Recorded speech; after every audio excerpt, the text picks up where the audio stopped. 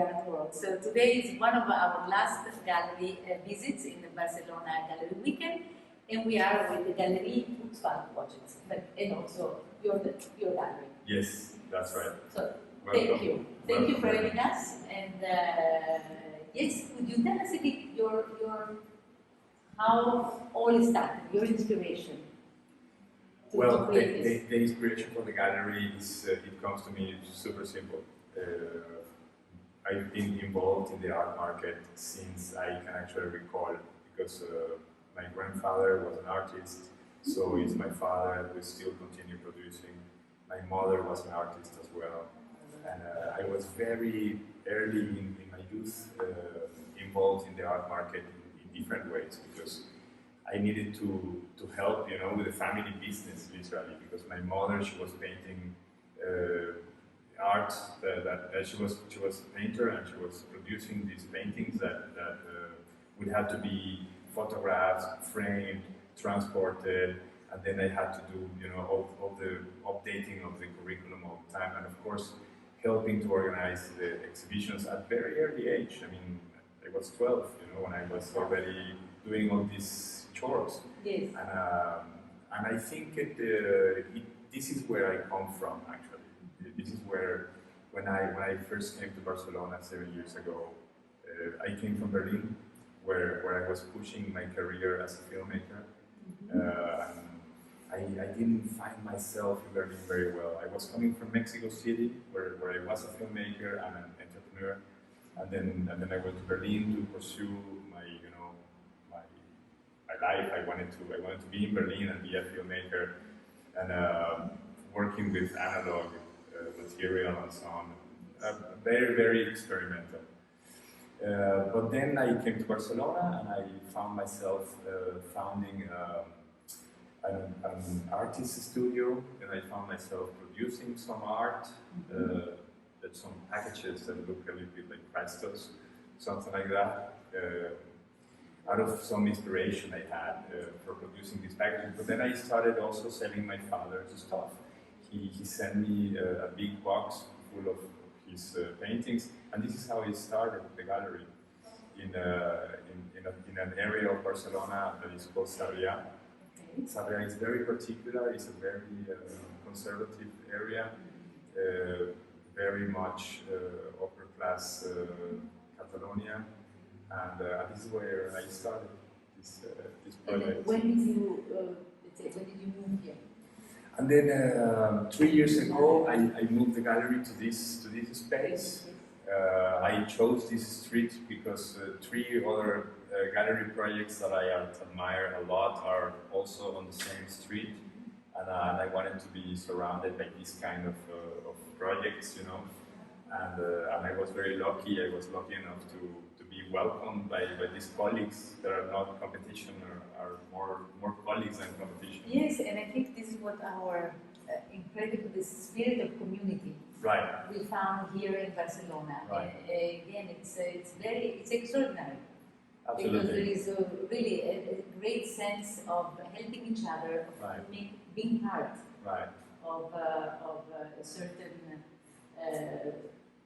let's say, not so confined. Right. We're very much aware of it, and we work with this idea all the time. We meet.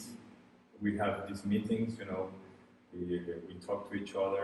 We try to set up open our exhibitions on the same weekend. Even out of the Art Gallery weekend, we try to coordinate our actions constantly. It's not easy. We're always trying to coordinate. So we talk to each other a lot, and we even share some artists. That we will see later. Yeah. Now, your exhibition, can we go, because it looks Sure. in a bit of very Mediterranean, very like an island kind of gallery, all white, and of course it looks like being nearby the sea. Well, this space that I got here on Trafalgar, it used to be very run down. I mean, it was completely in chaos when I got it, and I didn't do much here, but to have everything as a white cube, and And this particular exhibition is interesting because beautiful. I should use it for my art talks. this is beautiful. Yeah. Actually, it's gonna be my motto now. I don't feel like talking really, but I will. Okay. Right, and so Katarina, who's an artist from Berlin. Ah, she's from Berlin. She's from Berlin, but she's got an apartment here in Barcelona. She just bought this apartment in Barceloneta. Barceloneta is a famous beach. Oh. That is for the city. It's our city's beach. It's called Barceloneta. And she moved there. She's coming and going from Berlin to Barceloneta. But then she got inspired to do this series. It took her about 6 months to finish it, to finish all these paintings. Yeah, it's 30-something paintings. But also she paints in a very bold manner. The way she paints, it has to do a lot with what she's trying to tell us with her painting. She believes we live in a very superficial world, in a world where we have a substitute for God. We have money, and that's the new God of today's world. So she tries to paint this superficiality, and this is what she wants to talk about. And she also wants to talk about how we live this life of easiness, where here in Europe everything is fluid and works so easy and is colorful.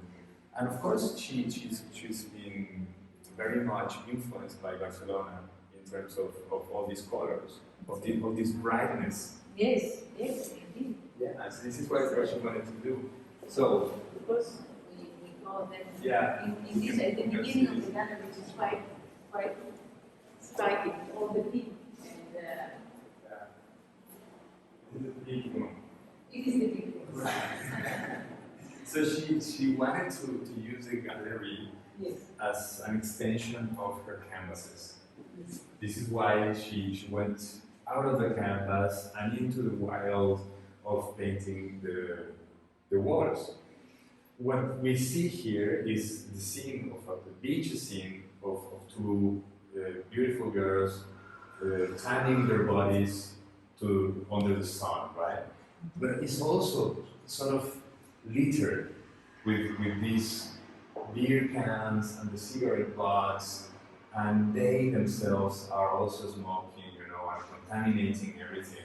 And this is this ambiguity, these two worlds that Catarina is combining in her paintings. The world of being under the sun, sort of enjoying the nature of our star, but also littering and contaminating everything.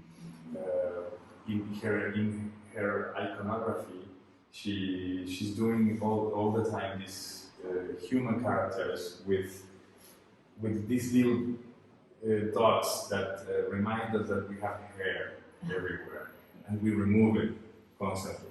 And so she's talking about this, how hard it is to be a woman, how hard it is to be a human in this world, where everything seems to be so easy. È vero, Yeah. because at the end, this is what I wanted to say, it's not easy. It's Right. not easy at all. It seems No, easy. it seems easy, but it's not at the end, because we are always boycotting ourselves and contaminating our world. But then you get a painting like this, is the jogger. I want to remind you that Catarina, she's a master degree in Belle Arts, so she comes from the academy. And what she's doing here, with especially a painting like this, is trying to forget everything and doing an exercise of reverse studying, a bit like Picasso did in his time. Yes. That he said that he spent 40 years learning how to paint like a child.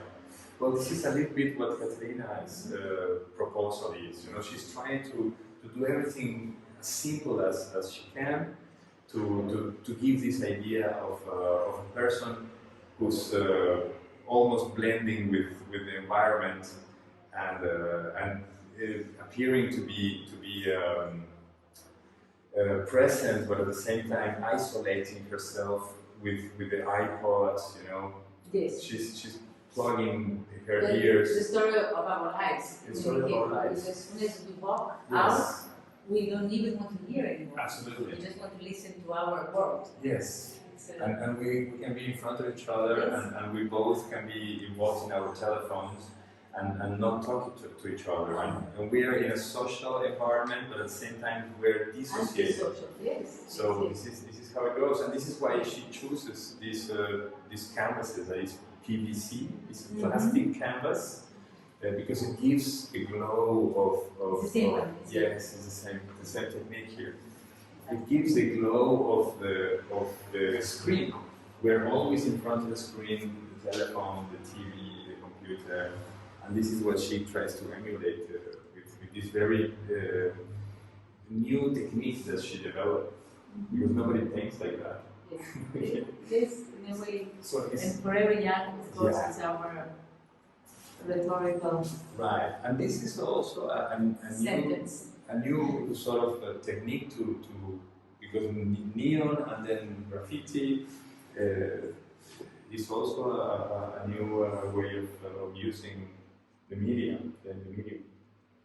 It's a wonderful effect, though. As soon Yes. as you arrive here, Yeah. you're walking down and you're like, oh, wow. Yeah, something is going on. Yes, here. yes. And if you could see Katarina, maybe sometime you should see her. She looks like this. She's always bright, you know, and she's always forever young. And this is why I'm so very happy with this exhibition, because it tells the story of her production. If you see the walls that are painted by her, you know this is ephemeral. It's gonna go away.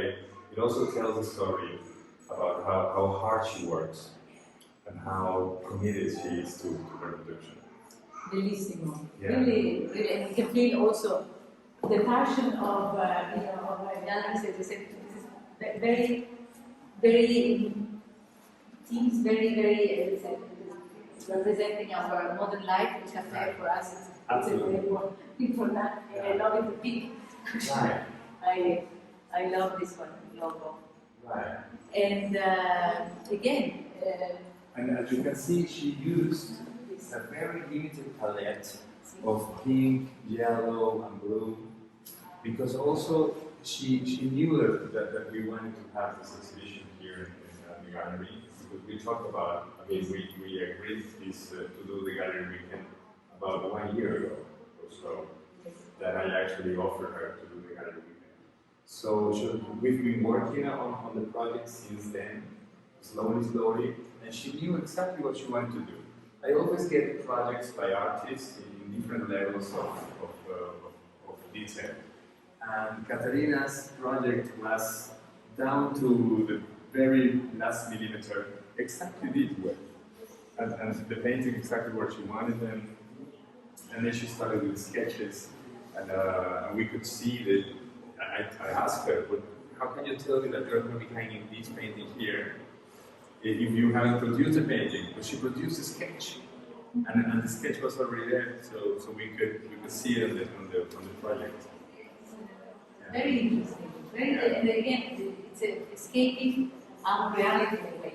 It's our reality because we want to escape with these colors and this and become child. Yeah. It's very nice. Wherever we go.